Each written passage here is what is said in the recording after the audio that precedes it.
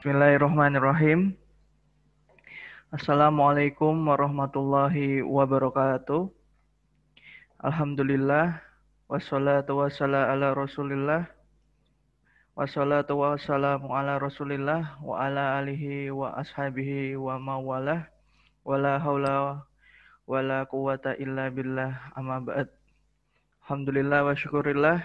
Teman-teman sekalian, ayah bunda sekalian, pada hari ini kita diberikan kesempatan kembali oleh Allah Subhanahu wa taala untuk melaksanakan kajian Zoom bersama Ustadz Abu Ihsan Hafizahullah Ta'ala untuk hari yang kedua dengan tema Bedah Buku Mencetak Generasi Rabbani.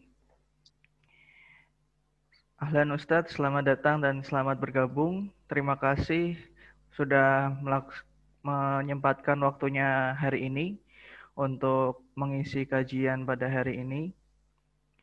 Jazakumullahu khairan wa barakallahu fikum Ustadz. Dan untuk peserta yang sudah masuk, ahlan. Dan hari ini semoga selalu dalam lindungan Allah Subhanahu wa taala dan dilimpahkan rahmat dari Allah Subhanahu wa taala. Baik, sebelum kita mulai, saya ingatkan kembali untuk peserta yang belum join ke grup WA Parenting Sunnah, silahkan segera bergabung ke dalam grup Parenting Sunnah. Linknya sudah Ana sediakan di kolom chat. Nantinya teman-teman bisa klik link tersebut dan nanti akan dipandu oleh admin WA. Selanjutnya, baik yang belum memiliki buku Mencetak Generasi Rabbani bisa melakukan pemesanan atau bisa segera memilikinya dengan cara menghubungi admin grup. Dan yang terakhir sebelum kita mulai kajiannya, seperti kemarin kita bacakan dulu tata tertib dan juga adab-adab yang harus dipatuhi oleh peserta kajian online pada hari ini. Yang pertama, silahkan teman-teman jaga adab dengan sesama penuntut ilmu. Yang kedua, silahkan siapkan kertas dan juga penanya untuk mencatat materi yang akan disampaikan Ustadz, agar kita bisa selalu mengingatnya di kemudian hari.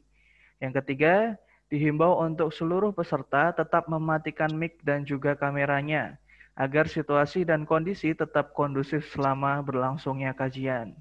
Yang keempat, kemarin sudah saya sampaikan pertanyaan-pertanyaan bisa disampaikan ke admin grup Parenting Sunnah dan nantinya admin grup akan menyampaikan pertanyaannya kepada kami dan akan kami pilih dan bacakan pada sesi tanya jawab nanti. Itulah mengapa baik yang belum bergabung ke grup Parenting Sunnah bisa segera bergabung karena nantinya yang pertanyaan yang akan dijawab dan dipilih hanya yang melalui grup WA saja, seperti itu. Baik Ustadz, mungkin bisa kita mulai kajian pada hari ini. Waktu dan tempat kami persilahkan. Tafadhol maskura Ustadz. Assalamualaikum warahmatullahi wabarakatuh. Waalaikumsalam. Alhamdulillah. Nahmaduhu wa nasta'inuhu wa nastaghfiruh. Wa na'udzu billahi min syururi anfusina wa sayyiati a'malina. May yahdihillahu fala mudhillalah wa may yudlil fala hadiyalah. Asyhadu an la ilaha illallah wahdahu la syarikalah wa asyhadu anna Muhammadan abduhu wa rasuluh.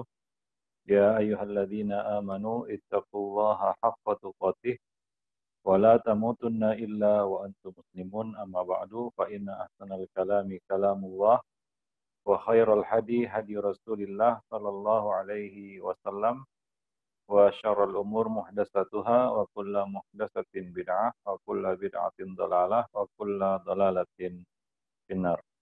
Para jemaah kaum muslimin dan muslimat yang dimuliakan Allah, pertama-tama kita bersyukur pada Allah Subhanahu wa taala atas karunia dan nikmat yang Allah berikan kepada kita.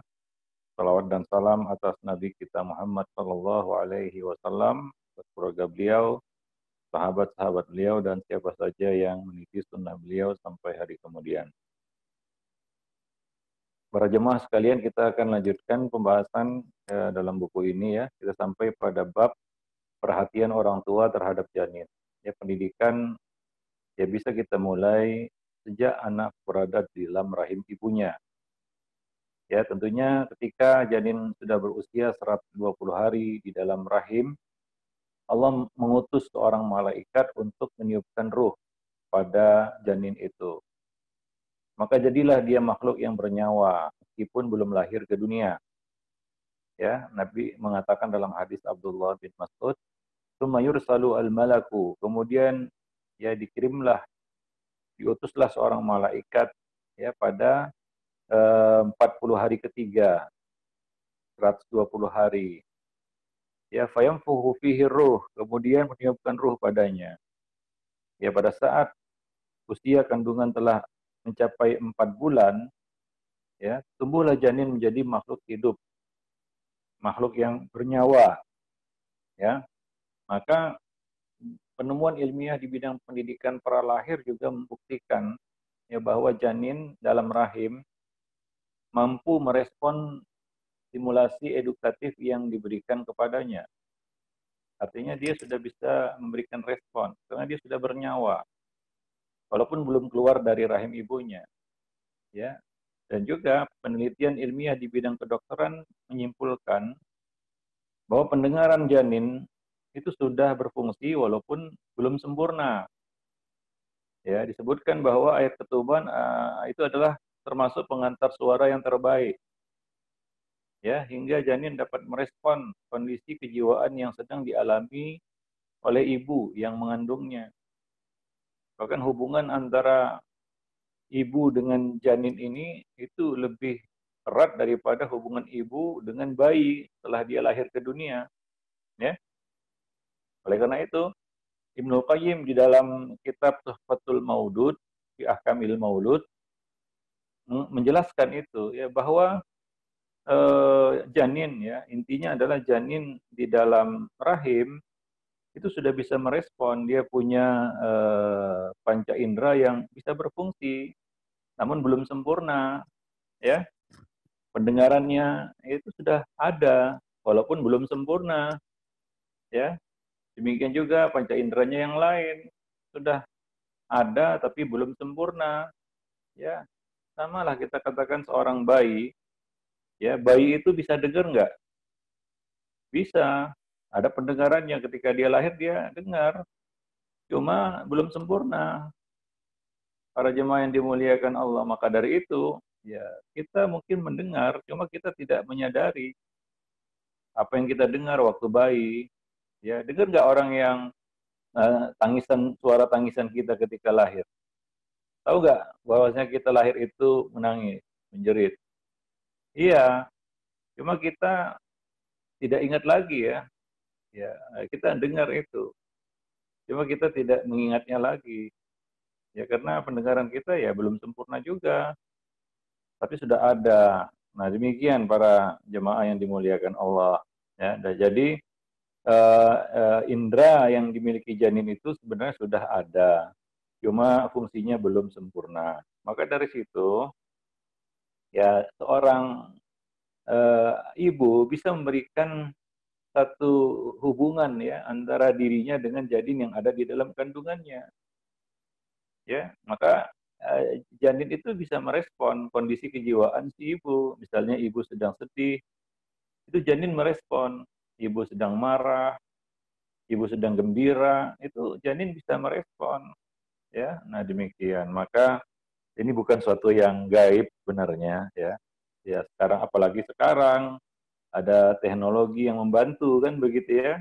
Nah, keberadaan janin di dalam ibu bisa dipantau dengan alat, ya, bukan barang gaib lah, itu bukan barang gaib, ya. Yang tidak kita ketahui adalah apa yang Allah tuliskan pada janin ini tentang rezekinya, tentang nasibnya, tentang tentang langkah ajal pertemuan maut istilahnya, itu yang nggak kita ketahui tentang si janin ini, ya. Itu yang Allah perintahkan malaikat untuk menulis 4 perkara itu yang kita tidak ketahui, ya. Tapi kondisi janin dalam rahim itu bisa dipantau dengan alat. Bukankah itu nyata? Artinya ada alat yang bisa mengetahui itu. Ya, jadi bukan perkara yang nggak bisa diamati, nggak bisa dipelajari, nggak bisa diteliti. Ya, nah supaya jangan salah kaprah kan begitu ya. Sebagian orang ya menafikan itu, ya sama dengan menafikan sesuatu yang nyata, ya nggak tepat. Nanti kita ditertawain orang kan begitu ya. Nah, jadi sesuatu yang bisa dilihat, apalagi alat makin lama makin canggih, ya sampai jenis kelamin, kondisinya dia kembar atau tidak, ya ada kembar, dia itu bisa dilihat. Nah, demikian ya. Jadi bukan barang gaib janin dalam rahim ibunya, bukan benda gaib, itu benda nyata bisa dipantau ya gerakannya, ya, kebiasaannya ya di dalam rahim itu, dan banyak penelitian-penelitian yang dilakukan tentang itu, mengamati ya kebiasaan janin di dalam rahim ibu mengikuti kondisi kejiwaan si ibu. Ternyata janin memberikan respon ya terhadap setiap kondisi kejiwaan yang dialami oleh si ibu yang mengandung. Para jamaah kaum muslimin dan muslimat yang dimuliakan Allah. Saya rasa ya antum yang mungkin membaca lebih banyak dalam hal ini ya mengerti ya. Tadi kita sebutkan air ketuban, itu adalah pengantar suara yang terbaik. Air pada dasarnya pengantar suara. Tapi yang paling baik itu air ketuban. Ya, air ketuban. Ya, makanya kalau kita ingin mengukur dalamnya lautan, itu dengan sonar yang dipancarkan ke dasar, kemudian dia memantulkan, itu sonar suara ya. Sonar suara bukan cahaya, sonar suara ya dipantulkan ke atas sehingga bisa diukur ya berapa kedalaman laut ya tersebut ya, dengan sonar suara, karena air itu pengantar suara. Ya, nah demikian. Jadi Allah Subhanahu wa taala menakdirkan bayi itu berada di dalam air ketuban namanya ya. Nah, dia hidup di situ ya di dalam air ketuban itu. Nah, ternyata setelah diteliti air ketuban pengantar suara yang paling baik di antara jenis-jenis air yang ada. Para jemaah yang dimuliakan Allah. Mungkin ini untuk satu hikmah ya, di mana bayi itu bisa merespon ya suara ataupun apapun yang ditujukan kepadanya dari luar rahim ya. Nah, demikian. Wallahu a'lam bishawab. Maka kepada para suami ketika istrinya hamil itu jangan bentak-bentak, berkata kasar. Itu ya kita katakan janin bisa merasakan itu ya. Nah, demikian. Wallahu a'lam bishawab. Terus terang aja ketika saya nulis buku ini dan membuat bab ini ada yang banyak protes ya begitu ya. Ya apa namanya nanya-nanya dalil kan begitu. Ini perkara dunia. Antum a'lamu bi umuri dunyakum kata Nabi. Ya, teknologi, ilmu yang Allah berikan kepada manusia zaman sekarang yang tidak Allah berikan pada manusia zaman dahulu. Ya. Ya, nanti kita mengingkari hal-hal yang sudah baku, ya, misalnya bumi bulat, itu kan sudah baku, ya. Tapi masih ada juga yang percaya bumi datar, itu kan konyol istilahnya, ya konyol. Ya para jemaah yang dimuliakan Allah. Tapi begitulah sebagian orang kadang-kadang nggak ngerti. Dia menggunakan ayat, dia menggunakan hadis untuk menafikan sesuatu yang ya kita katakan bisa dipelajari, diamati, diselidiki oleh manusia dengan ilmu pengetahuan. Ya, sehingga jadi terkesan membenturkan antara Al-Quran dan hadis dengan ilmu pengetahuan.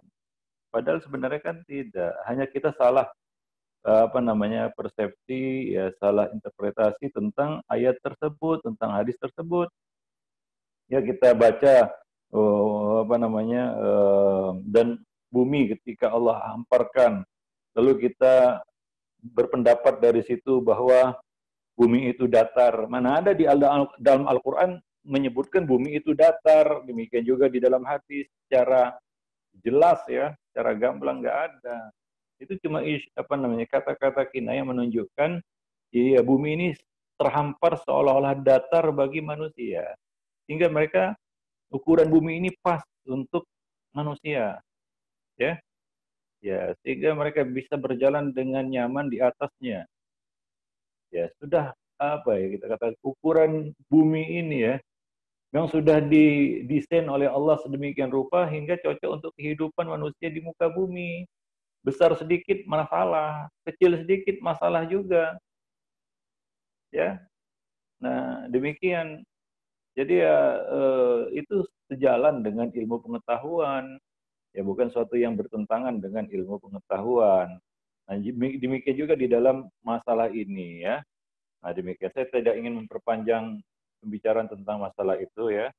Jadi ada beberapa ya, kita katakan beberapa hal yang perlu kita ketahui ya berkaitan dengan pertumbuhan fisik janin, perkembangan psikologi janin ya. Nah, yang pertama ya kita lihat ya wanita hamil itu tidak gugur kewajiban sholat bagi si ibu hamil ya, tidak gugur kewajiban sholat.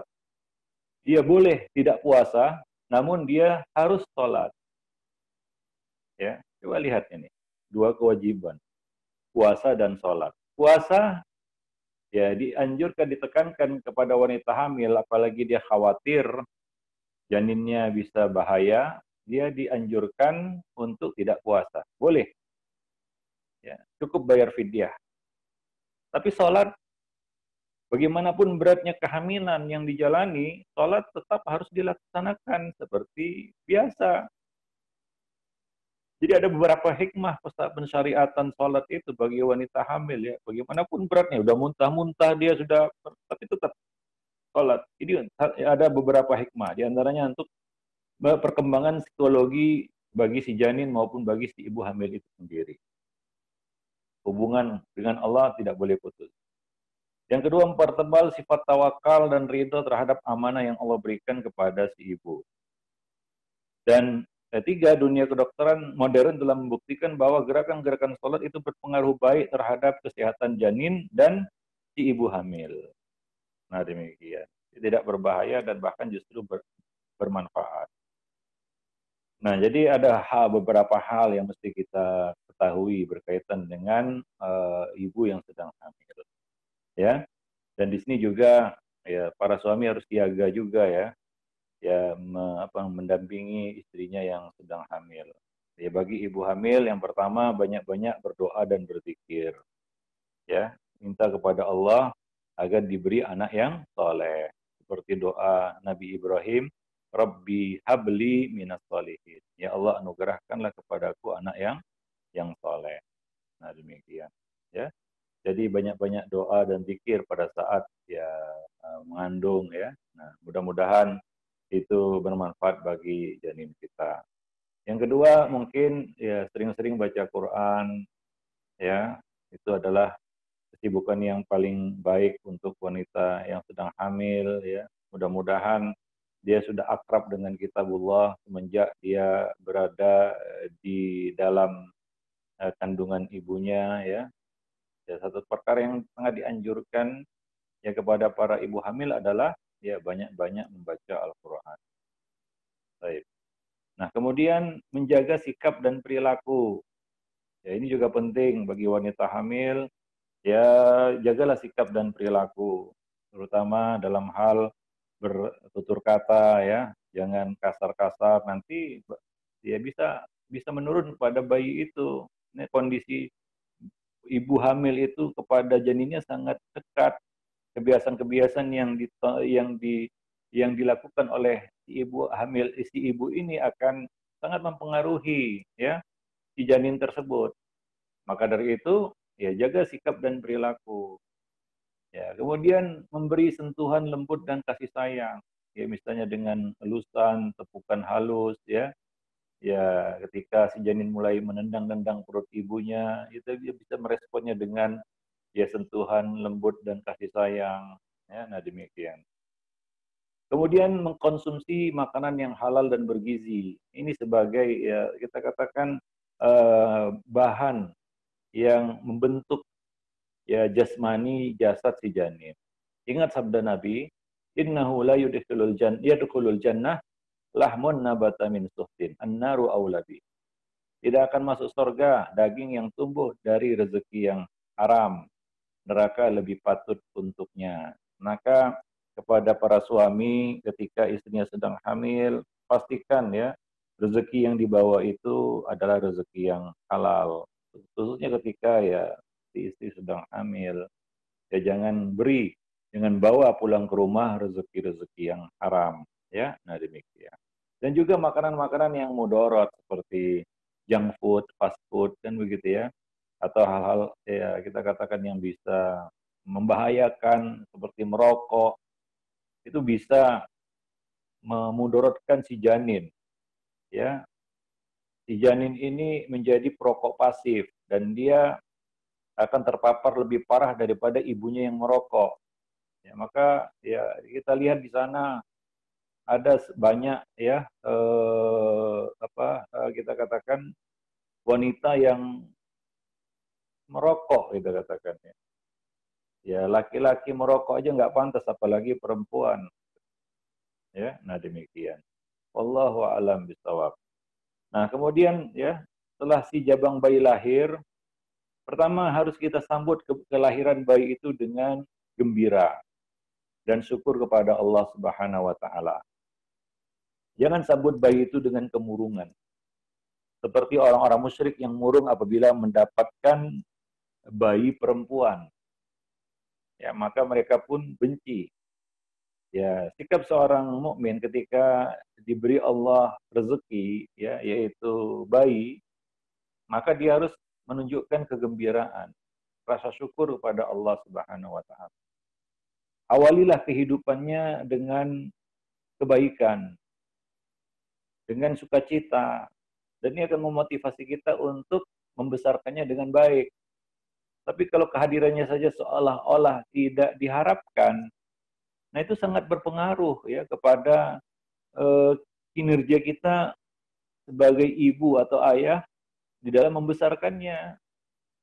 Kita lihat sebagian orang tua itu ya menganaktirikan sebagian anak karena memang seperti anak itu tidak diharapkan kelahirannya di muka bumi ini. Dan menganak emaskan karena merasa anak itu dinanti-nanti. Ya. Yang satu dianaktirikan, kenapa? Karena kehadirannya tidak diharapkan, kecelakaan istilahnya. Ya. Nggak diinginkan, nggak diniatkan. Ya apapun itu ceritanya, ya kita harus menyambut ya bayi itu dengan gembira. Ya, nah hati-hati di sana ada sindrom bagi wanita yang melahirkan, namanya baby blues syndrome. Mungkin tahu ya baby blues syndrome. Silahkan di searching di Google apa maksudnya baby blues syndrome, yaitu rasa kekhawatiran berlebihan pada ibu terhadap bayi yang baru lahir, sehingga dia merasa tidak percaya diri, ya, takut yang berlebihan, cemas yang berlebihan, ya, terhadap bayinya, sehingga ada semacam bisikan di dalam hatinya untuk menghabisi bayi itu, supaya bayi itu tidak menderita, maka harus dihilangkan, dibunuh. Ya. Maka kita mendengar ya kisah-kisah atau cerita-cerita ini nyata ya, ibu membunuh bayinya sendiri. Ya, karena kena baby blues syndrome tadi ya. Nah, maka ketika seorang wanita melahirkan bayi, ya melahirkan anak maksudnya ya, maka kalau dia murung hati-hati. Seharusnya gembira ya, normalnya kan gembira. Tapi kalau dia murung, hati-hati itu. Ya, itu perlu dikawal gitu ya. Diperhatikan kondisi kejiwaannya. Itu tidak normal. Wanita yang melahirkan pasti gembira, bahagia begitu. Seharusnya. Kalau dia tidak merasa gembira, tidak merasa happy, tidak merasa senang, ada apa-apa ini. Ya, jangan dibiarkan karena bisa menumbuhkan ya sindrom itu pada dirinya. Wallahu a'lam bishawab. Kemudian ya awalilah kehidupannya dengan melaksanakan sunnah Nabi.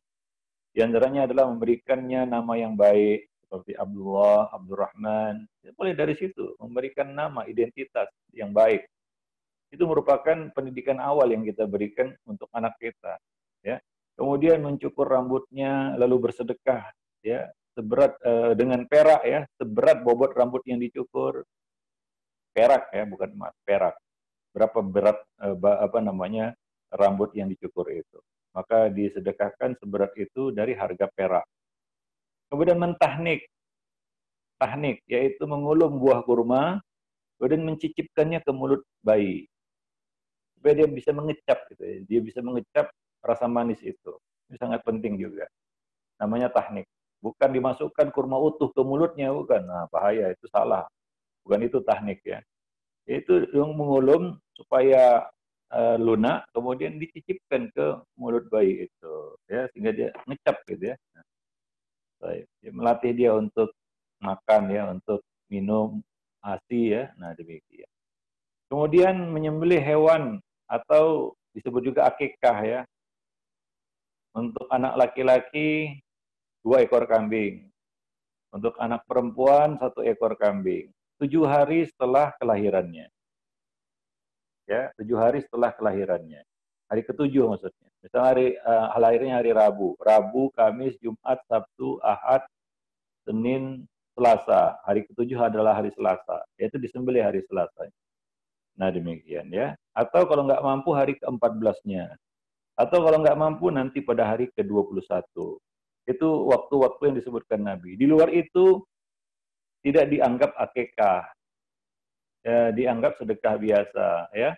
Nah, demikian. Wallahu a'lam bishawab. Jadi demikian. Mudah-mudahan dengan awal yang baik tersebut itu menjadi modal ya bagi kita untuk bisa mendidiknya dengan baik pula di kemudian hari ya. Nah, demikian. Itu beberapa perhatian yang harus kita berikan kepada anak ketika dia berada di dalam rahim ibunya.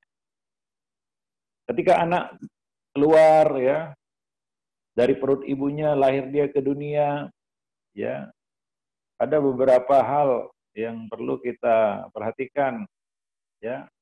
Ini yang sangat penting, yaitu apa? Jangan biarkan setan menjamah anak kita. Tadi itu mulai ketika anak itu lahir. Ya kita tahu ya ada hadis ya bahwa setan itu menusuk setiap bayi yang lahir hingga bayi itu menangis. Ya, secara ilmu yang tidak kasat mata ya ini disampaikan oleh Allah Subhanahu Nabi Shallallahu Alaihi Wasallam ya bahwa setiap bayi yang lahir itu diganggu oleh setan yang membuat bayi itu menangis dia kecuali Isa bin Maryam ya. Nah, demikian, kecuali Isa bin Maryam. Artinya apa di situ hadis itu? Artinya mulai dari anak itu lahir dia sudah berada di dalam pantauan setan. Dia sudah berada di dalam kita katakan incaran setan.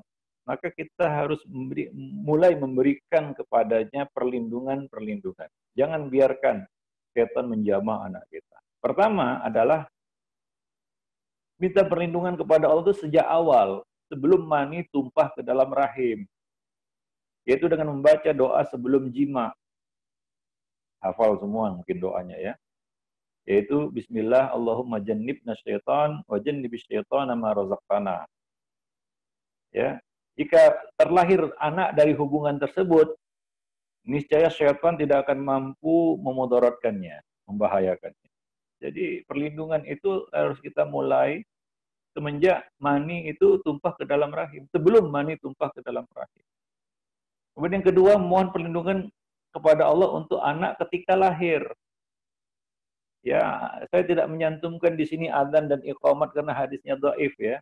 Nggak bisa dijadikan sebagai hujah. Ya, ada sebagian orang mengadzankan, bahkan ada lagi mengiqamatkan. Tapi sayang hadisnya tidak sahih. Namun dalam ayat itu Allah isyaratkan ya, yaitu mohon perlindungan kepada Allah untuk anak saat lahir.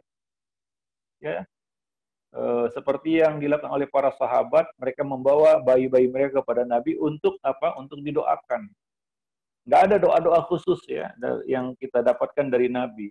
Doa secara umum saja, yaitu mohon perlindungan kepada Allah untuk anak. Seperti yang dilakukan oleh Ibunda Maryam untuk Maryam. Apa kata Allah dalam surat Ali Imran ayat 36? Wa inni sammaituha Maryam wa inni u'idzuha bika wa dzurriyyataha minasyaitonir rajim. Dan aku memberinya nama Maryam dan aku mohon perlindungan kepadamu untuknya dan anak cucunya dari gangguan syaitan yang terkutuk.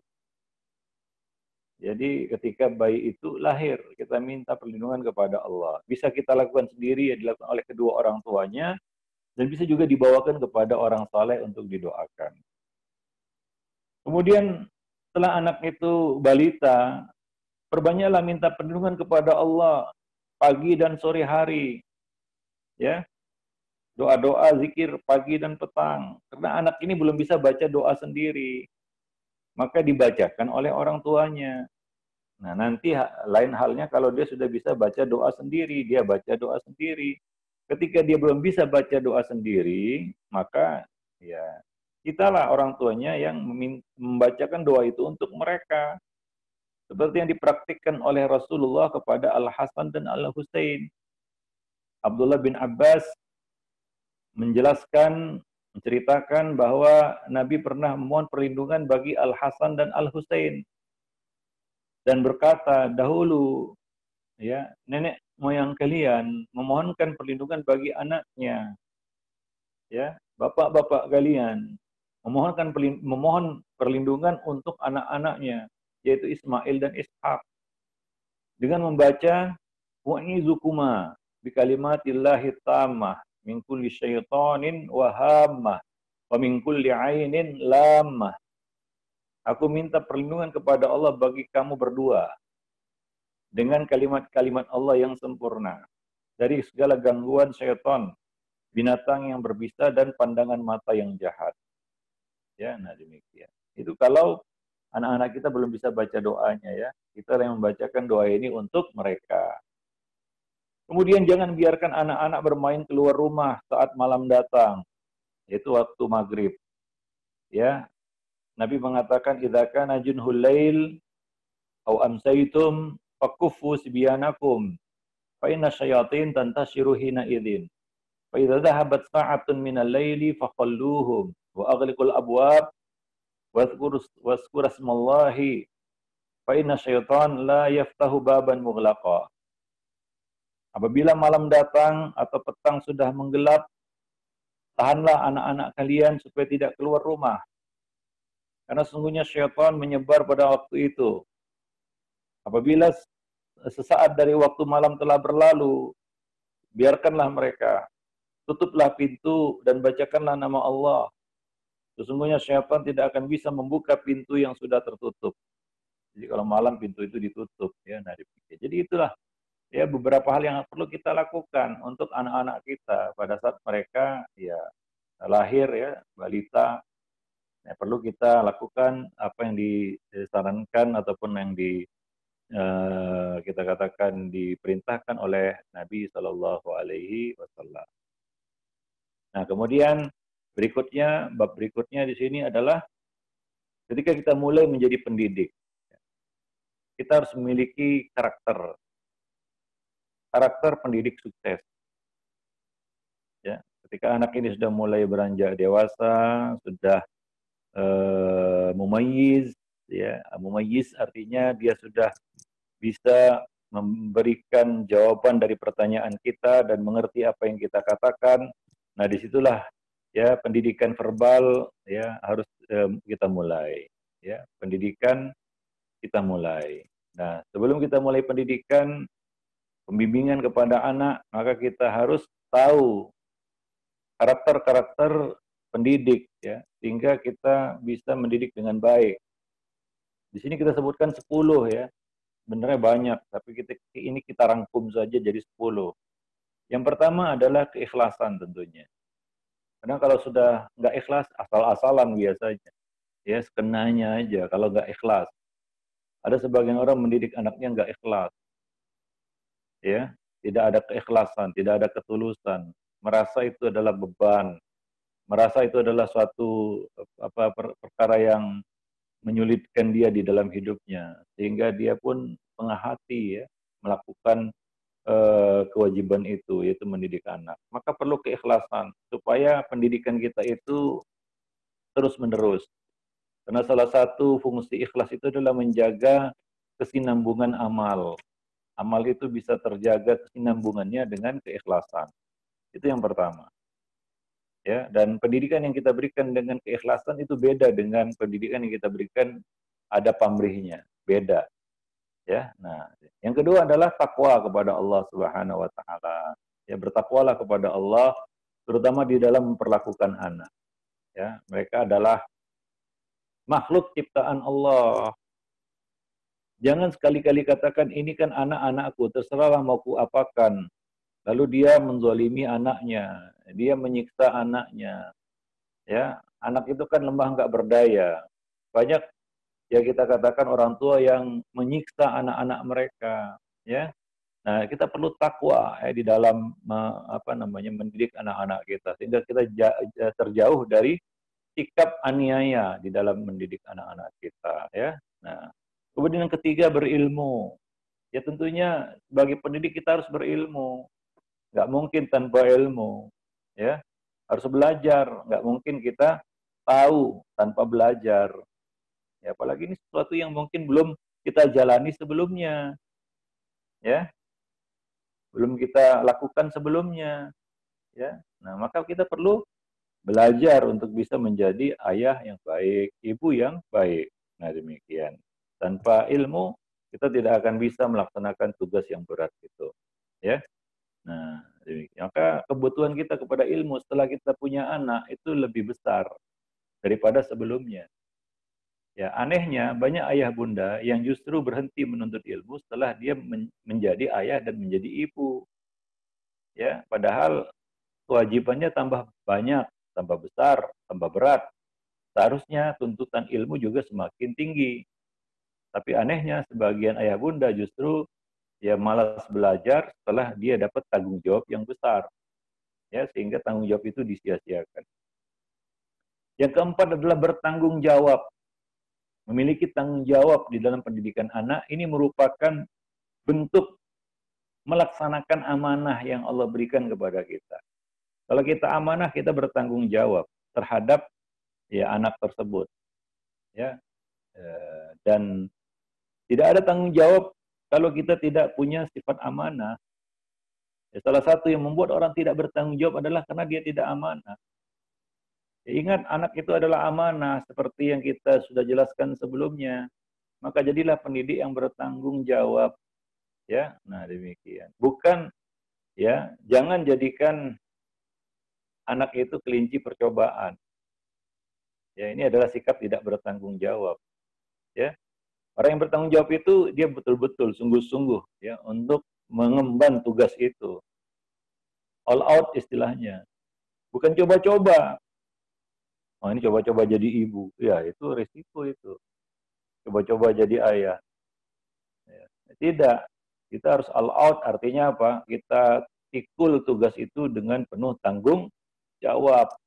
Kita ingat sebelumnya kita sampaikan bahwa kita itu adalah pemimpin, ayah adalah pemimpin, ibu juga adalah pemimpin bagi anak-anak mereka, dan pemimpin yang sukses itu adalah pemimpin yang bertanggung jawab. Salah satu tuntutan dari leadership adalah tanggung jawab. Nggak ada kepemimpinan tanpa tanggung jawab. Maka harus menanamkan dalam diri kita, pendidik ya, rasa tanggung jawab. Nah demikian. Wallahu a'lam. Kemudian yang kelima, karakter berikutnya yang harus dimiliki oleh setiap pendidik adalah sabar dan tabah. Artinya jangan kalah kesabaran dengan anak. Apalagi mendidik itu luar biasa. Sangat-sangat dibutuhkan kesabaran untuk menghadapi anak didik. Ya, anak kita. Ya kadang-kadang kita kalau nggak sabar, itu sudah kita letakkan tanggung jawab itu dan kita menyerah, angkat tangan, angkat kaki dan kita merasa tidak mampu. Hanya karena kita kurang sabar. Maka banyak keluhan-keluhan dari para orang tua tentang anak-anak mereka. Ketahuilah para ayah bunda, bukan kita aja yang mengalami masalah seperti itu. Orang lain juga sama. Yang menentukan sukses tidak suksesnya adalah bagaimana kita bisa sabar melaksanakan ya tugas itu hingga dengan sabar itu Allah kasih kemenangan. Innaman nasru ma'as sabru. Sungguh pertolongan Allah, kemenangan itu bersama kesabaran. Maka ya sifat yang harus dimiliki oleh seorang pendidik adalah sabar, tabah. Sehingga dia tangguh, tegar. bisa memikul tanggung jawab berat itu dengan baik. Ya, kalau tidak, ya mungkin ya seperti sebagian orang tua, akhirnya apa? Dia bertindak kasar, dia bertindak zalim, bahkan ada yang berakibat fatal. Waliyadzubillah, yaitu apa? Melukai anaknya. Bahkan ada yang lebih fatal lagi, yaitu apa? Menghilangkan nyawa anaknya. Mungkin karena sabar yang sudah habis tadi ya, jika terjadilah hal-hal yang tidak diinginkan para jemaah yang dimuliakan Allah, maka harus sabar. Yang kita hadapi ini adalah makhluk yang belum sempurna ya akalnya, ya yang perlu banyak kita harus maklumi dia, ya, dan kita harus membawanya ya sampai kepada tujuannya. Dan itu memang berat. Ya, terus terang saja itu adalah perkara yang sangat berat. Kalau tidak sabar, kita nggak akan berhasil memikul tugas dan tanggung jawab tersebut. Ya sabarlah ya. Maklumilah anak itu dengan segala keterbatasan dan kekurangan mereka. Justru kita ingin mengantar mereka kepada tingkat yang lebih sempurna. Itulah pendidikan, ya, membawanya, membimbingnya kepada tingkat yang lebih sempurna lagi. Ya, kalau nggak sabar ya sudah selesai, tutup cerita, tutup buku, ya, selesai ceritanya. Nggak ada pendidikan. Ya, kalau tidak dibarengi dengan kesabaran. Yang keenam adalah lemah lembut. Jangan kasar. Ya, jangan kasar. Yang namanya lemah lembut dan tegas itu tidak bertentangan. Mungkin ditanyakan kemarin ya, atau di sini atau di forum yang lain saya lupa. Ada yang bertanya tentang lemah lembut dan tegas. Seolah-olah kalau lemah lembut berarti nggak tegas. Saya katakan tidak ada apa namanya kita katakan ya kontradiksi antara lemah lembut dan ketegasan. Ya, tegas itu kan bukan berarti kasar, bukan berarti keras tak menentu kan begitu ya. Ya, jadi lemah lembut, tegas itu juga bisa kita tampilkan dalam bentuk yang lemah lembut. Para jemaah yang dimuliakan Allah ya, maka ini adalah sifat yang disukai Allah dan pasti juga disukai oleh manusia, yaitu kelemah lembutan. Dan Nabi itu adalah sosok pendidik yang penuh kelembutan ya. Nah, demikian. Nabi mengatakan innallaha rafiq yuhibbur rifqa fil amri kulli. Sesungguhnya Allah itu maha lembut dan menyukai kelembutan dalam segala urusan. Ya. Nah, dalam hadis yang lain Nabi mengatakan innar rifqa la yakunu fi syai'in illa zanah wa la yunza'u min syai'in illa syanah. Tidaklah sifat lembut itu ada pada sesuatu melainkan akan menghiasinya. Dan tidaklah tercabut dari sesuatu melainkan akan menjadikannya buruk. Bayangkan ya, Nabi Musa dan Harun ketika berdakwah kepada Firaun disuruh untuk bersikap lemah lembut. Ya. Faqula lahu qawlan layyina. Katakanlah kepada Firaun itu kata-kata yang lemah lembut. Itu Firaun. Bagaimana anak kita? Ya, maka perlakukanlah mereka dengan kelemah lembutan ya, ya dengan ya apa namanya dengan belayan yang lembut ya, jangan kasar. Nah, demikian. Karena siapapun tidak suka dikasari. Kalau kita lah misalnya dikasari orang, seneng nggak? Nggak seneng kan? Ya, maka sama anak. Ya, dan potensi untuk kasar kepada anak itu besar karena mereka itu makhluk yang kecil. Ya, mudah untuk dikasari. Ya, maka hati-hati ya, potensi berbuat kasar kepada anak itu besar. Maka banyak ya istilahnya apa? Perlakuan-perlakuan yang buruk terhadap anak dan itu masuk ya kepada apa ya? KDRT itu. Ya, kekerasan dalam rumah tangga adalah termasuk di dalamnya kekerasan terhadap anak. Yang sering terjadi itu, ya, anak itu menjadi apa? Sasaran kebrutalan orang tuanya. Ya, keganasan orang tuanya, kebuasan orang tuanya. Nah, hati-hati, ya jangan sampai sifat ini hilang dari kita sebagai pendidik. Yang ketujuh adalah penyayang. Nah, sangat penting ini ya, sifat penyayang ini. Maka dari itu ya, Nabi ketika menyuruh para pria untuk mencari istri, salah satu sifat yang harus mereka pastikan ada pada wanita itu adalah al-wadud al-walud. tazawwaju al-wadud al-walud. Nikahilah wanita yang wadud, yaitu penuh kasih sayang, dan walud, subur. Ya, karena wanita itu satu kodratnya adalah melahirkan, maka perlu kesuburan, walud. Tapi kodrat wanita bukan hanya melahirkan anak. Ada perkara yang lebih penting dari sekedar melahirkan anak.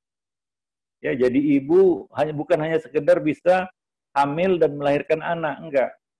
Ada kewajiban lain yang lebih penting, yaitu mendidik anak. Dan itu perlu kasih sayang. Itu perlu kita katakan sifat penyayang. Maka Nabi mengatakan wadud, lebih dulu. Kemudian setelah itu walud. Tazawwaju al-wadud al-walud. Ya, nah, Nabi juga mengatakan khairu nisa'in ya rakibnal ibil nisa'u Quraisy. Baik-baik wanita yang menunggang unta, itu wanita Arab maksudnya, adalah wanita Quraisy. Salah satunya kenapa? Ahnahunna ala tiflin fi sighrihi.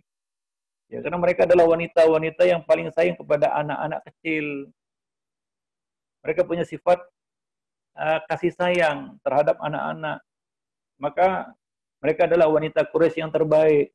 Ya, mungkin wanita-wanita Arab lainnya sayang sama anak, tapi mereka lebih sayang kepada anak. Ya, kasih sayang mereka kepada anak itu lebih. Maka mereka menjadi wanita Arab yang terbaik, kata Nabi SAW.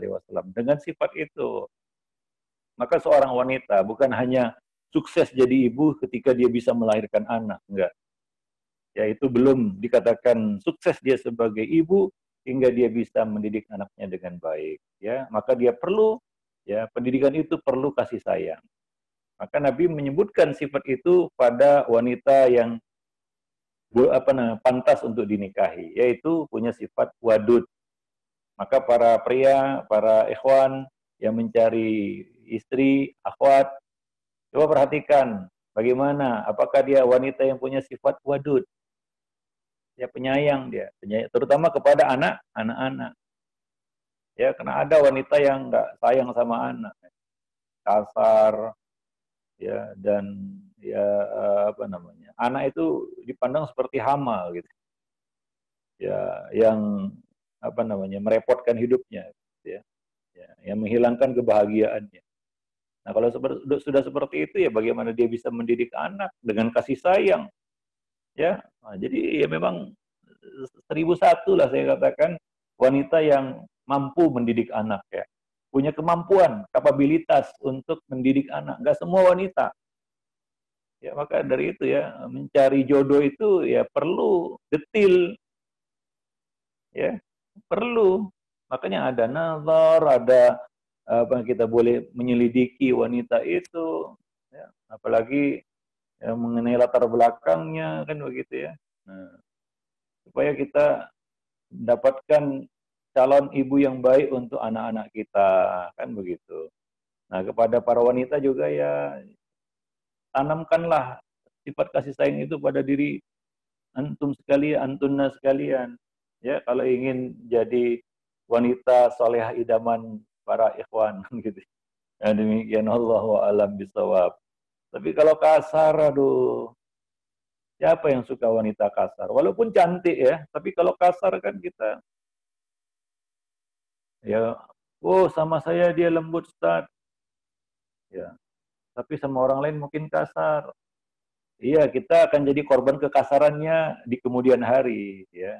Nah, kalau sudah nggak berdaya, ya, ada uang abang sayang, nggak ada uang abang ditendang. Ya. Itu kalau dia punya sifat kasar kan bisa terjadi seperti itu. Ya, nah, maka sifat penyayang itu sangat penting, ya, terutama di dalam melaksanakan tugasnya sebagai seorang pendidik, ya, para jemaah yang dimuliakan Allah. Pesan saya kepada para ikhwan, ya, pikir-pikirlah dulu menikah dengan wanita yang kasar. Pikir-pikirlah, ya. Ya, karena ini adalah masa depan anak keturunan kita, ya. Kalau kita dapat wanita yang penyayang, itu luar biasa. Subur dia, penyayang, ya, di samping bagus agamanya, ya, ada sifat-sifat lain yang harus dia miliki juga untuk seorang wanita, ya, akhwat. Allahu a'lam bishawab. Maka jadi akhwat jangan kasar, ya, memilikilah sifat penyayang, Seperti yang diceritakan oleh Anas bin Malik, ada seorang wanita yang datang kepada Aisyah, lalu Aisyah memberinya 3 butir kurma. Wanita itu pun memberi setiap anaknya 1 butir kurma. Ya, ada 3 kan, 2 untuk anaknya, 1 untuk dia. Dia sisakan 1 butir untuk dirinya. Lalu kedua anak itu, ya begitu dikasih kurma langsung gerahap makan langsung selesai habis. Setelah habis kurma mereka, mereka menatap ibu mereka. Maka wanita itu pun mengerti, lalu membelah 1 butir kurma yang tersisa itu, ya jadi 2. Kemudian masing-masing bagian diberikannya kepada anak-anaknya. Ya, nah demikian. Itulah kasih sayang namanya. Dan kasih sayang itu sama dengan pengorbanan. Ya. Salah satu bukti kasih sayang, gimana membuktikan dia punya rasa kasih sayang, Ustaz? Bukan hanya bicaranya lembut, bukan. Bukan dari sikapnya yang baik kepada anak, bukan hanya itu. Kasih sayang itu bisa ditunjukkan oleh seseorang ibu kepada anaknya dalam bentuk pengorbanan. Ya, sejauh mana dia mau berkorban untuk anak-anak. Ya, kalau udah jadi ibu kan harus bisa berkorban. Banyak wanita-wanita yang nggak mau berkorban untuk anaknya, nggak mau rugi istilahnya, nggak mau diganggu dia. Lu gimana? Dia bisa memberikan kasih sayang tanpa pengorbanan. Bohong. Kalau kita sayang nggak mau berkorban, itu nggak sayang namanya. Ya, kasih sayang itu dibuktikan terwujud dengan pengorbanan. Seperti yang ditunjukkan oleh wanita itu, dia mau berkorban. Ya, tidak makan kurma itu untuk demi anak-anaknya. Nah, ini kasih sayang namanya ya. Nah, apalagi pendidikan itu perlu kasih sayang dengan makna yang lebih apa namanya, yang lebih ya kita katakan spesifik, yaitu pengorbanan. Ya, nah demikian. Wallahu a'lam bishawab. Kemudian yang ke-8, lunak dan fleksibel. Artinya bukan berarti lemah dan tidak tegas. Maksudnya adalah mempermudah urusan, tidak mempersulit. Yang bisa dimudahkan, dimudahkan, jangan dipersulit. Nabi mengatakan yassiru wala tu'assiru, wasyiru wala tunaffiru. Mudahkan, jangan buat sulit. Sampaikan berita gembira, jangan membuat orang lari. Nah, demikian. Artinya apa? Artinya ya, kita ya sebagai pendidik harus mengedepankan kemudahan bagi anak didik kita. Ya, kadang-kadang pendidik itu macam interrogator. Ya, macam kita katakan apa ya? Macam orang yang menginterogasi, mempersulit, menjebak, ya, inginnya menghukum. Ini kan tidak lunak. Berilah kemudahan. Ya, misalnya ingin menanamkan sesuatu, mulai dari yang mudah untuk bisa dia lakukan. Jangan persulit urusannya. Para jemaah yang dimuliakan Allah. Nabi apabila dihadapkan pada pilihan, maka beliau akan pilih perkara yang paling mudah selama bukan perkara yang haram. Nah, demikian. Selama bukan perkara yang haram, maka Nabi pilih yang paling mudah. Beri kemudahan kepada anak-anak kita untuk bisa mencerna dan menerima apa yang kita sampaikan kepada mereka. Ya, jangan buat orang lari. Wala tunafiru kata Nabi. Ya. Kemudian yang ke-9, tidak mudah marah, jangan emosional. Ya, ini penting juga. Kalau kita suka marah, apalagi kebanyakan marah, itu marah kita menjadi hiburan bagi anak-anak kita. Mereka nggak takut lagi dengan kemarahan kita. Nah, berbahaya ya kalau anak itu sudah tidak takut lagi dengan marahnya kita. Mungkin karena terlalu mengobral kemarahan itu. Sikit-sikit marah, sikit-sikit marah. Akhirnya apa? Anak itu sudah terbiasa dimarahi sama orang tua. Yang lebih konyolnya lagi adalah mengancam sebuah hukuman tapi tidak dilaksanakan begitu. Maka jangan suka mengobrol hukuman. Cobalah mendidik tanpa hukuman begitu ya. Nah, nggak harus menghukum mendidik itu. Ya. Nah, bentuk yang ringan dari menghukum itu adalah menjatuhkan vonis. Misalnya dasar anak nakal, itu hukuman itu. Vonis itu hukuman. Ya. Kita vonis anak kita ini itu hukuman sebenarnya. Maka jangan suka marah. Ya, bukan berarti tidak marah ya, beda ya. Ya, marah itu harus proporsional, ya, tepat sasaran, ya, pada momen yang tepat dengan takaran yang tepat, sehingga bermanfaat marah itu. Sedikit marah kita cukup untuk menghentikan, ya, apa namanya, pelanggaran, ya, dan kita katakan penyimpangan yang dilakukan oleh anak-anak kita. Tapi kalau berlebihan, ya dia nggak takut lagi dengan marah kita, sudah kebal ya dengan marah kita. Ya, nah demikian. Wallahu a'lam bishawab. Dan juga bahaya kalau kita suka marah, mudah marah. Kadang-kadang kalau marah itu silap, main tangan, main kaki kan begitu ya. Bahaya kan? Ya.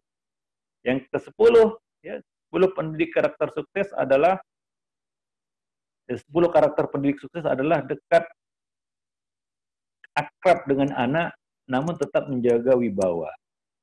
Ya, dekat di hati anak didik, ya, menumbuhkan suasana keakraban dengan mereka, tapi tetap menjaga wibawa. Ya, bukan kebablasan ya, kedekatan yang kebablasan sehingga nggak ada batas. Anak tetap anak, orang tua tetap orang tua. Nggak benar anak kita jadikan teman atau ayah kita jadikan teman, salah. Anak ya anak, orang tua ya orang tua. Namun sebagai pendidik kita harus bisa mencairkan suasana hingga ada kedekatan, keakraban, ada semacam kita ke chemistry yang terbangun antara orang tua dan anak. Ya, nah itu nggak akan mungkin chemistry itu terbangun tanpa kedekatan.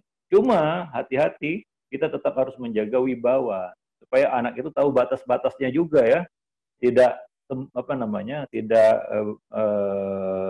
sembarangan istilahnya, ya, sehingga keluar dari etika dan adab gitu. Wallahu a'lam bishawab. Nah itulah kira-kira ya secara ringkas ya, karena detailnya nggak mungkin kita selesaikan ya, di dalam waktu yang singkat ini ya.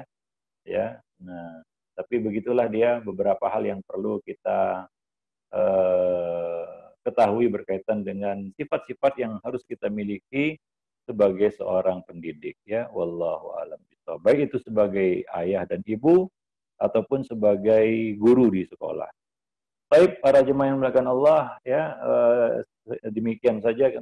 Nanti pada kesempatan berikutnya kita akan lanjutkan ya pembahasan dari buku ini ya, mudah-mudahan bermanfaat bagi kita semua. Lebih dan kurang saya mohon maaf. Aku qouli hadza astaghfirullah li wa lakum lisairil muslimin innahu huwal ghafurur rahim. Untuk selanjutnya bagi yang ingin bertanya kita persilahkan. Ya. Baik Ustadz, syukron untuk materinya. Jazakallahu khairan wa barakallahu fikum Ustadz. Sangat bermanfaat sekali untuk kita semua. Bukan hanya untuk ayah bunda saja, tetapi untuk peserta ikhwan dan akhwat yang mungkin ingin menikah atau belum menikah. Baik, selanjutnya kita ke sesi tanya jawab. Sudah ada beberapa pertanyaan yang masuk di sini.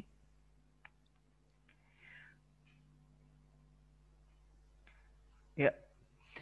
Baik Ustadz, pertanyaan yang pertama dari hamba Allah di Tangerang.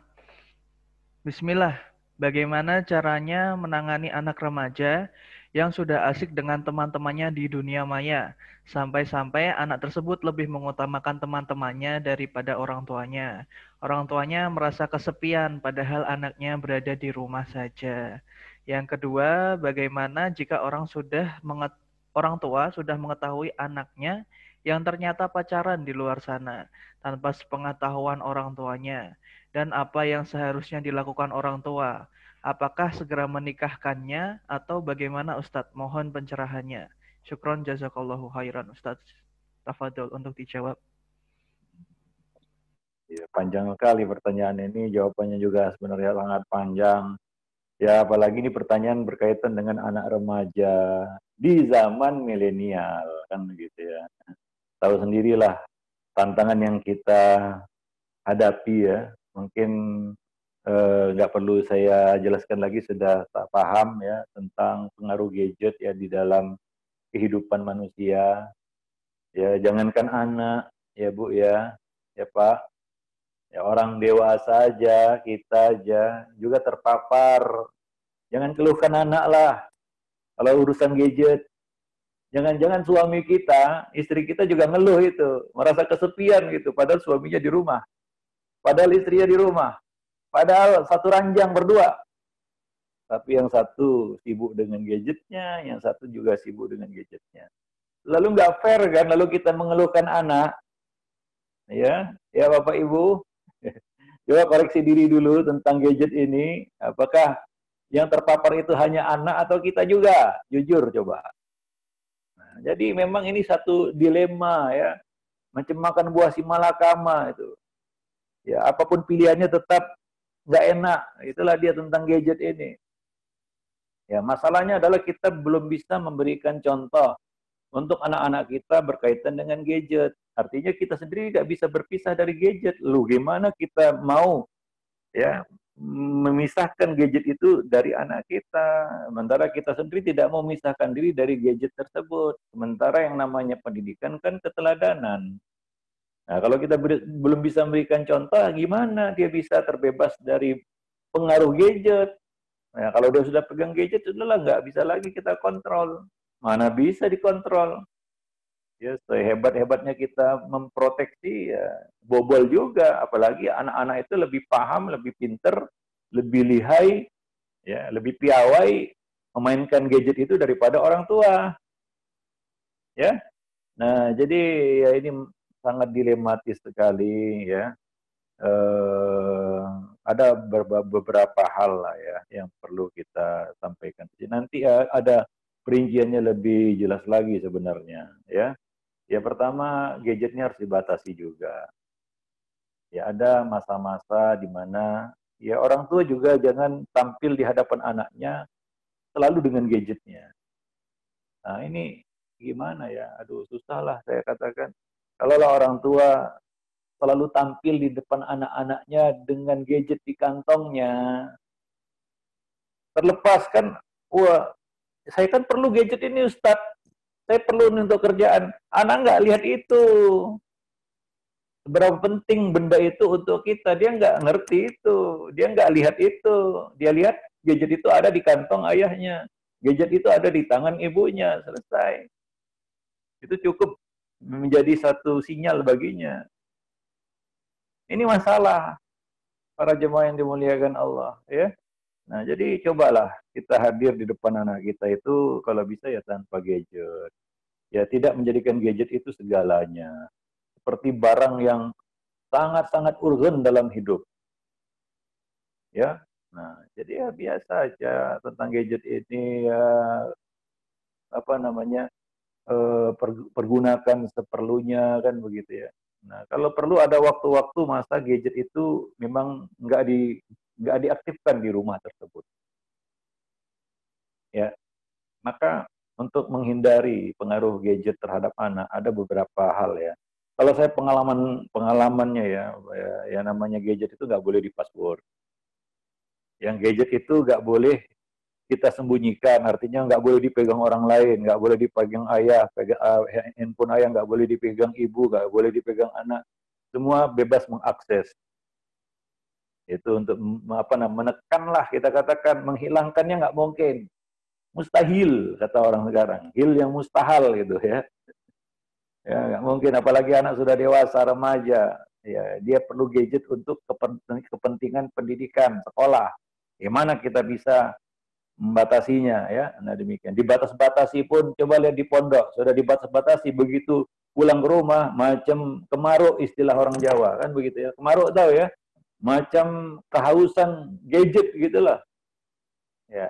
Jadi itu juga nggak membantu, nggak menghentikan anak itu dari ketergantungan kepada gadget. Walaupun di pondok dia sudah dikempang dari gadget. Itu pengalaman itu, kebanyakan seperti itu.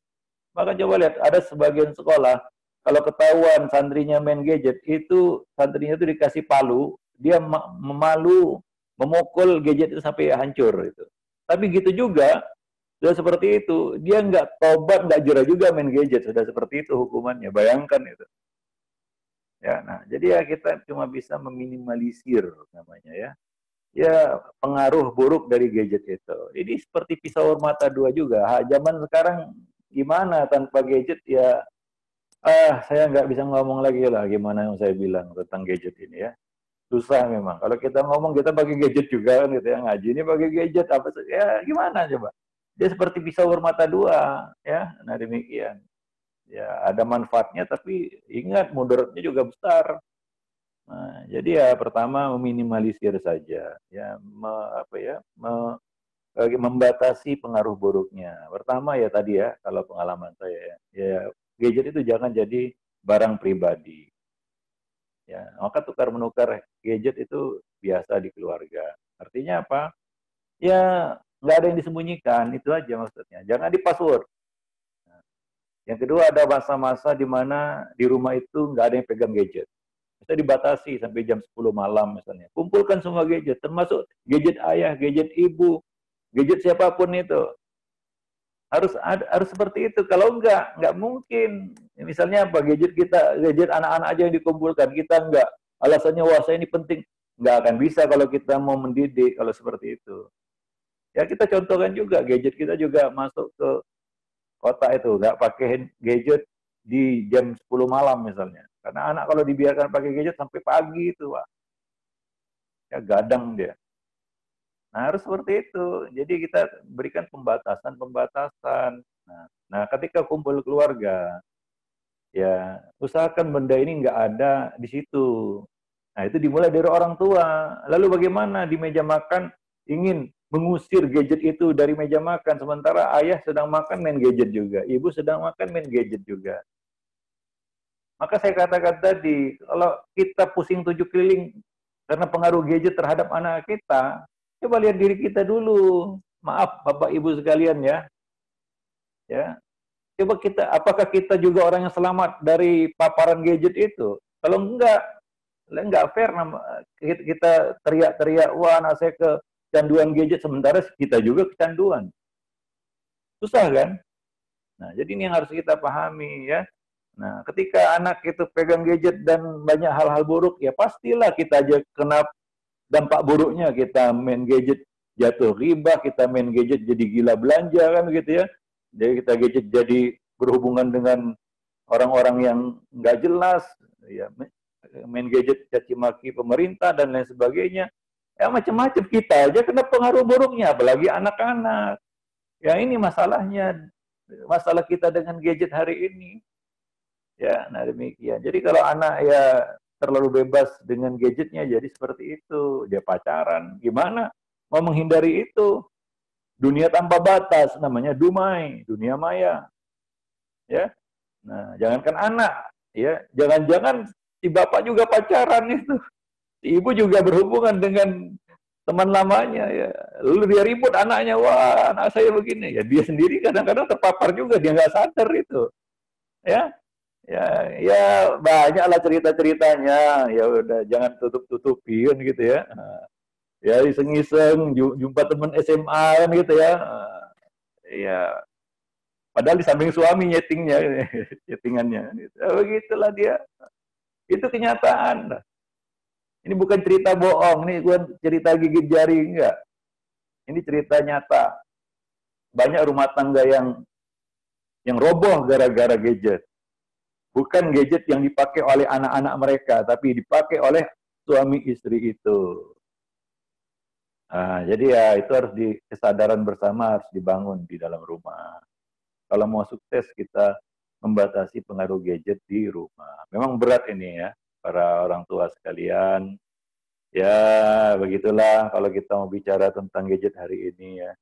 Jadi harus kita lihat dari semua sisi. Jangan kita aja yang teriak-teriak, wah anak saya kemana pengaruh gadget gini gitu, dia pacaran, dia peduli sama teman-temannya, sendiri saja saya merasa kesepian. Jangan-jangan suami kita juga kesepian gara-gara kita asik main gadget.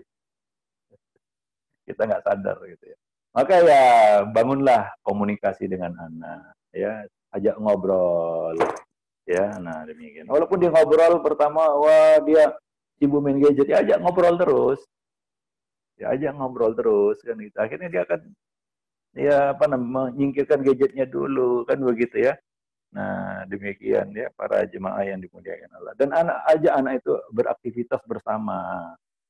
Ya, pintar-pintarlah buat kegiatan-kegiatan di rumah, apalagi di masa pandemi hari ini. Kan begitu ya? Ya, demikian ayah ibu yang berbahagia, apa yang dimuliakan Allah. Nah, jadi tidak mudah untuk mengawal anak-anak kita dari paparan gadget itu. Wallahu a'lam bishawab. Maka tugas orang tua hari ini dalam mendidik anak itu lebih berat daripada dulu. Dulu zaman nggak ada gadget kan nggak rumit ini mendidik anak. Ya, tanya sama orang-orang tua kita era 80-an, 70-an, 90-an bahkan. Bahkan awal 2000-an, awal abad 21 yang waktu itu internet masih lemot. Kan pengaruh ini kan ya ada tapi kecil. Lalu gitu 4G, ya internet itu murah dan kencang, selesai sudah. Selesai. Well done istilahnya. Mateng, Pak. Ya. Apalagi nanti sebentar lagi 5G ya, sudah. Nggak tahu lagi kita, angkat tangan mungkin nyerah dah. Ya, nggak tahu, saya nggak tahu lagi mana nih menggambarkan dunia nih, wajah dunia berubah 10 tahun terakhir ini dengan teknologi yang semakin maju berkaitan dengan media informasi. Ya, teknologi informasi. Ya, dengan adanya sinyal ataupun jaringan 4G. Ya kan? Dulu waktu 3G kan pengaruh internet masih kecil. Untuk buka gambar aja 1 jam. Apalagi buka video mungkin 1 hari gitu. Masih muter-muter gini jangan gitu ya. Masih 3G itu. Mahal lagi, mahal. Udah lemot, mahal lagi ya. Begitu muncul 4G ya udah. Murah, kenceng mau. Nanti 5G seperti itu. Lebih kenceng 10 kali lipat, bayangkan. Ya, dan lebih murah nanti teknologinya. Wajah dunia pasti berubah. Wajah dunia pasti berubah. Bukan wajah bapak ibu aja yang berubah. Wajah dunia berubah. Itu sebagaimana berubahnya wajah dunia dengan hadirnya teknologi jaringan 4G itu di tengah-tengah kita. Ya.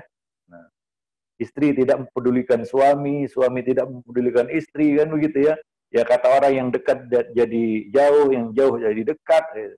Ya begitulah dia. Ya, nah demikian.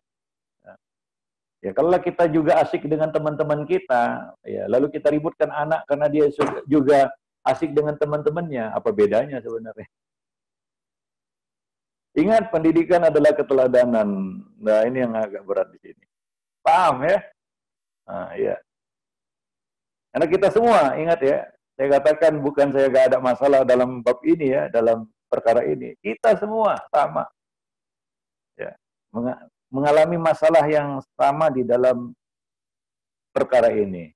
Ya, ujian yang sama juga karena kita hidup di zaman yang sama. Ya. Ya, bisa disamakan dengan orang tua kita di era 70-an, 80-an, 90-an. Ya, wallahu a'lam bishawab. Kepanjangan jawabannya ya. Ya nggak apa-apa. Ya, nggak apa-apa Ustadz. Masya Allah sekali jawabannya. Aktualnya seperti itu ya. Nah. Ya, ada lagi? Baik, ada sebentar. Untuk pertanyaan yang selanjutnya dari Umu Zidan di Siak Riau. Assalamualaikum Ustadz. Siapakah sebenarnya yang bertanggung jawab terhadap pendidikan anak? Apakah benar jika ada seorang suami yang berkata bahwa tanggung jawab mendidik anak pada ibu saja, bapak tugasnya hanya mencari nafkah? Syukron Ustaz, jazakumullahu khairan. Itu mungkin muncul dari ketidaktahuannya ya, kejahilannya. Nabi menyebut ar-rijal qawwam. Qawwam itu owner, director, manager, ya. Semuanya lah ada pada semua makna ada pada kata tersebut, qawwam. Jadi dia pembimbing, pendidik, dia guru, dia masternya, dia kiainya di rumah ya. Dialah kiai rumah itu. Ya. Jadi pendidikan utama itu tertumpu pada ayah. Ini sosok yang sangat menentukan, pemimpin utama, kepala, namanya kepala keluarga. Kepala keluarga itu di situ otaknya, think tanknya dari situ. Jadi kalau dia katakan itu bukan tanggung jawab saya, ya maka dia telah mencopot kepalanya. Itu. Entah diletakkannya di mana, nggak tahu itu. Kalau dia berkata seperti itu ya, ya. Nah, ibu itu partner ayah di dalam mendidik anak. Kedua-duanya pemimpin kata Nabi, kan sudah kita sampaikan kemarin bahwa Nabi menyebut laki-laki itu ro'in ala ahli baitihi, pemimpin bagi keluarganya, anak istrinya. Ibu kata Nabi, ya, wal mar'atu ra'iyatun fi baiti zaujiha wa waladihi. Ibu itu pemimpin di dalam rumah suaminya dan pemimpin bagi anak-anaknya. Jadi pemimpin juga, dua-duanya pemimpin bagi anak-anak, keduanya adalah pemimpin. Maka ya, ayah ya nggak bisa lepas tanggung jawab dalam mendidik anak-anak mereka. Bahkan dia tulang punggungnya, dia kepalanya, dia. Idenya harus dari dia itu, ya. Arahannya, komandonya, instruksinya harus dari dia dan harus dia yang mulai. Keteladanan harus dia yang terdepan. Ya, istri itu wazir. Ya, kalau dalam pendidikan ayah itu kepala, ya, ibu itu kaki tangannya itu. Ya. Ayah itu kepalanya itu. Maka kalau dia lepas tanggung jawab, udah hilang kepala itu. Ya, nah, para jemaah yang dimuliakan Allah. Jadi nggak benar itu ya, bahwasanya tanggung jawab ayah lebih besar ya daripada ibu sebenarnya. Nah, demikian. Wallahu a'lam bishawab. Ya, jadi kewajibannya bukan hanya mencari nafkah saja. Karena awal-awal sudah kita tegaskan berulang-ulang bahwasanya pendidikan itu tidak identik dengan mencukupi kebutuhan materi. Ketika kita mencukupi kebutuhan materi itu belum mendidik namanya. Belum mendidik, itu cuma perangkat-perangkat pendidikan. Belum masuk ke wilayah pendidikan itu. Belum mendidik itu. Wah, saya sudah tunggang langgang, Pak, peras keringat, banting tulang, pergi pagi, pulang malam, kan begitu ya. Untuk cari uang, untuk sekolah anak saya itu belum mendidik. Di mana letak mendidiknya gitu. Belum masuk kepada wilayah pendidikan itu. Masih di luarnya itu, masih di luar pagar itu. Ya, nah, jadi nggak identik ya menyiapkan materi ya untuk pendidikan anak dengan mendidik, nggak sama. Banyak orang tua yang keliru, maka kita tegaskan kan sebelumnya kan di awal pembicaraan kita. Banyak orang tua yang salah kaprah. Dia merasa dia sudah mendidik anaknya ketika dia cukupi semua kebutuhan anaknya. Ya, sekolah mau sekolah mahal puluhan juta, oke. Bayar SPP nggak telat, uang ini itu paling paling pertama bayar. Pokoknya untuk urusan materi nggak ada yang kurang. Wah, ke sekolah pakai mobil antar jemput pakai supir. Itu belum mendidik ayah ibu. Ya. Nah, ini banyak persepsi yang keliru dari para orang tua. Dia merasa kecukupan materi yang telah yang diberikannya kepada anaknya berkaitan dengan pendidikan itu sudah mendidik anak. Ustaz, saya sudah mendidik. Apa buktinya? Sudah saya sekolahkan dia di sekolah yang mahal. Nah, maka sekolah itu banyak yang ngeluh. Kenapa? Kurangnya partisipasi orang tua, kan begitu. Buruknya, afwan ya, sekolah-sekolah yang pasang tarif mahal. Karena orang tua yang telah membayar mahal itu merasa dia telah membeli pendidikan, ya, sehingga dia ingin terima bersih. Kalau nggak terima bersih, dia menyalahkan sekolah. Wah, ini sekolah salah ini. Ya kan? Nah, itu buruknya pendidikan berbiaya mahal itu. Ya, maka saya kurang setuju juga sebenarnya dengan pendidikan-pendidikan yang berbiaya mahal, yang fantastis lah. Ya, hingga apa? Orang tua merasa sudah membeli pendidikan. Plus perangkat-perangkatnya. Itu guru. Maka guru sekarang bisa ditekan sama wali, bisa diarahkan sama wali. Kenapa? Karena wali sudah membeli sekolah, membeli pendidikan. Itu buruknya pendidikan berbiaya mahal. Ya, jadi orang tua mena-mena, mentang-mentang istilahnya, ya, karena dia merasa dia sudah keluar duit banyak. Gitu. Wallahu a'lam bishawab. Baik, aduh, ini sudah waktu dekati zuhur ya. Jadi kita mungkin cukupkan sampai di sini dulu lah ya pertemuan kita pada kesempatan siang ini, mudah-mudahan bermanfaat. ya kita ini di sini sharing pengalaman, sharing ilmu ya. Ya bukan apa namanya berarti kita nggak mengalami masalah yang sama ya. Kita juga sama laku orang tua di zaman sekarang ini ya. Ya kita ingin berbagi pengalaman saja, berbagi ilmu. Ya kita juga nggak mengklaim sebagai orang yang tua yang terbaik, enggak. Ya kita mengalami juga pasang surut, ya semangat kan begitu ya. Kadang-kadang ya begitulah. Ya antum tahu sendiri ya sangat berat mendidik anak pada zaman sekarang ini ya perlu ya kita terus apa namanya melakukan proses tersebut ya dengan sabar ya. Mudah-mudahan dengan sabar kita bisa memetik hasil yang besar. Subhanakallah bihamdik asyhadu an la ilaha illa anta astaghfiruka wa atubu ilaik. Assalamualaikum warahmatullahi wabarakatuh. Waalaikumsalam warahmatullahi wabarakatuh. Baik, alhamdulillah sudah selesai kajian kita pada hari ini, pertemuan kedua bedah buku mencetak generasi Rabani. Sebelum saya menutup kajian ini, saya ingatkan dan sarankan lagi untuk teman-teman yang barangkali belum masuk ke grup Parenting Sunnah, silahkan bisa langsung saja klik link yang tersedia di kolom chat untuk bergabung ke grup Parenting Sunnah. Dan untuk teman-teman sekalian yang belum memiliki buku dari Ustadz Abu Ihsan Hafizahullah Ta'ala, silahkan untuk menghubungi admin grup untuk bisa mendapatkan buku tersebut. Karena nantinya selama seminggu ke depan, materi yang akan disampaikan oleh Ustadz tidak akan jauh-jauh dari isi buku tersebut. Jadi bisa untuk pegangan dan sambil menyimak ketika mendengarkan materi. Seperti itu teman-teman. Baik, mari kita tutup kajian pada hari ini dengan doa kafaratul majlis. Subhanaka Allahumma wa bihamdik asyhadu an la ilaha illa anta astaghfiruka wa atubu ilaik. Wassalamualaikum warahmatullahi wabarakatuh.